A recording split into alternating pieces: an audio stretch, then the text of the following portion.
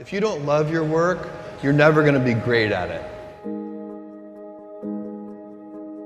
If you can get your work life to be where you enjoy half of it, that is amazing, because very few people ever achieve that. Because the truth is, everything comes with overhead. That's reality. Everything comes with pieces that you don't like.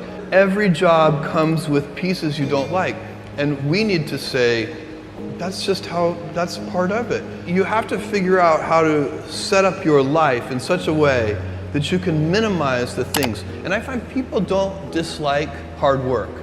What people dislike is being out of control. Like, they can't control their life, they can't control their environment. This happens to me when I get overscheduled. I hate being overscheduled. I want some time to be able to think and free myself. We all have the same amount of time in the world. Nobody has more time than anybody else. And when you become a very successful person, one of the things, you start to get overscheduled. If you don't love your work, you're never going to be great at it.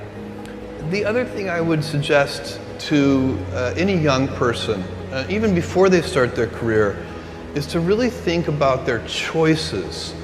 Because I find young people, and when I was young, I made this mistake too. You can get very fixed on your gifts. So everybody has gifts. You know, you have gifts and you have things that you didn't get gifted. Maybe you're extremely beautiful. Maybe you're extremely good at mathematics. There are a lot of things that you can be given. But those things can confuse you because they're not the things that construct your life. It's your choices that construct your life, not your gifts. You can celebrate your gifts. Be proud of them. Be happy of them. Actually, don't be proud of them. Be celebratory of them. But you can't be proud because they're gifts. They were given to you. You didn't earn them. You can only be proud of the things you earn. And so, as I got older, I started to realize I wasn't proud of my gifts. I was always good at school. School was always easy for me. And I was always proud that I was a great student. I got A's in all my classes. I was good at math, all of that. And I thought that's who I was. But it's not true. Those are the things that are gifts. What was hard for me is deciding to work hard, deciding to use my gifts in certain ways, to challenge myself, to do things that I didn't think I could do, to put myself in uncomfortable situations. You can choose a life of ease and comfort, or you can choose a life of service and adventure. Which one of those, when you're 90 years old, are you going to be more proud of? Tomorrow, in a very real sense, your life, the life you author from scratch on your own, begins. How will you use your gifts? What choices will you make? Will inertia be your guide, or will you follow your passions?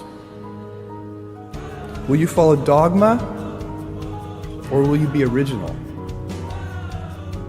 Will you choose a life of ease, or a life of service and adventure? Will you wilt under criticism, or will you follow your convictions? Will you bluff it out when you're wrong, or will you apologize? Will you guard your heart against rejection, or will you act when you fall in love? Will you play it safe, or will you be a little bit swashbuckling?